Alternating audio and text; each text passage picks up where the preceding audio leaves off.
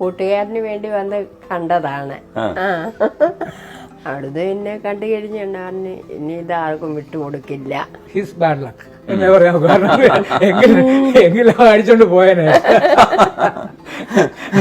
അങ്ങനെ ഞാൻ നേരിട്ട് കണ്ടപ്പോ ഇത് ഫസ്റ്റ് ഇംപ്രഷൻ ബെസ്റ്റ് ഇംപ്രഷൻ എന്ന് പറഞ്ഞ പോലെ ഞാൻ കണ്ടപ്പോ ഇത് ഞാൻ വിട്ടുകൊടുക്കും.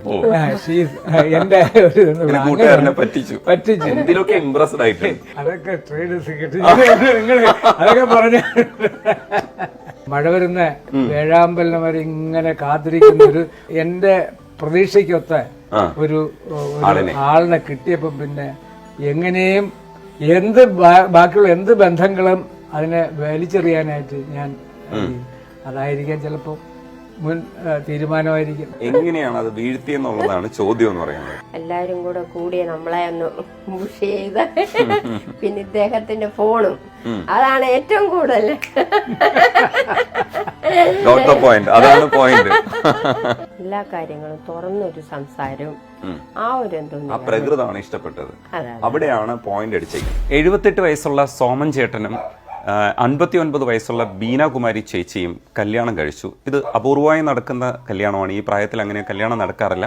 അതുകൊണ്ട് തന്നെ അത് വാർത്തയായി. ഇവിടെ വന്നപ്പോൾ എനിക്ക് സോമൻ ചേട്ടൻ ഒരു കാപ്പി തന്നു. അപ്പോൾ ഇവരുടെ ഈ പരസ്പരാശ്രിത ജീവിതം എന്താണെന്ന് മനസ്സിലാക്കാൻ നിങ്ങൾക്കിത് സഹായിക്കുമെന്നാണ് ഞാൻ വിചാരിക്കുന്നത്.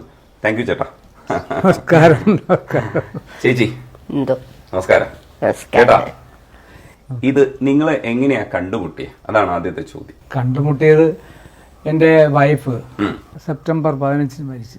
സാധാരണ രീതിയിൽ പറയുന്നില്ല, ഒരു സ്ത്രീയുടെ ബലമില്ലെങ്കിൽ ഞാൻ ഒന്നുമില്ല, അങ്ങനത്തെ ഒരു അവസ്ഥയാണ്. കാരണം ഞാനും വൈഫുമായിട്ട് 49 വർഷം ഞങ്ങൾ എയർഫോഴ്സിലായിരുന്നു. അതെ, എയർഫോഴ്സിലായിരുന്നു. 49 വർഷം ഞങ്ങൾ ഒത്തുജീവിച്ചു. ഇപ്പോൾ കുറച്ച് നാൾ ശാരീരിക അസ്വസ്ഥയും കൊണ്ട് ആശുപത്രിയിൽ പോയും ഒക്കെ ചെയ്യുന്നെങ്കിലും ശരി, അതുമല്ല ഇങ്ങനെ മരിക്കുമെന്ന് ഒട്ടും പ്രതീക്ഷിച്ചില്ല.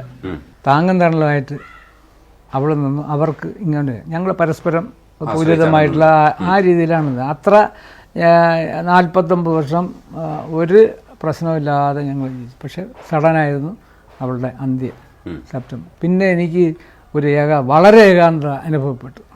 ഞാൻ ഒറ്റയ്ക്ക് ഞാൻ എവിടെയെങ്കിലും ഒറ്റയ്ക്ക് എവിടെയെങ്കിലും മറ്റ് ഏതെങ്കിലും വൃദ്ധസ്ഥാനത്തിൽ എവിടെയെങ്കിലും പോകണമെന്നുള്ള അതിൽ. പക്ഷെ എൻ്റെ കൊച്ച് ഒരു 8-9 വയസ്സായ ഒരു കൊച്ചുമകളുണ്ട്. അവളെ നോക്കാം. കാരണം എൻ്റെ മൂത്ത മകൾക്ക് ജോലിക്കുണ്ട്, വേറെ ആരുമില്ല. ഞാനും ഈ കുട്ടിയും മാത്രം ഇവിടെ ആയ സ്ഥിതിക്കാണ്. അപ്പോഴാണ് ഞാൻ എന്തുകൊണ്ട് ഒരു ലൈഫ് മേറ്റെന്ന് വെച്ചാൽ ഒരു പങ്കാളിയെ എനിക്ക് കൂട്ടിയാൽ എന്ത് എന്നുള്ള ഒരു ചിന്ത എനിക്ക് വന്നു.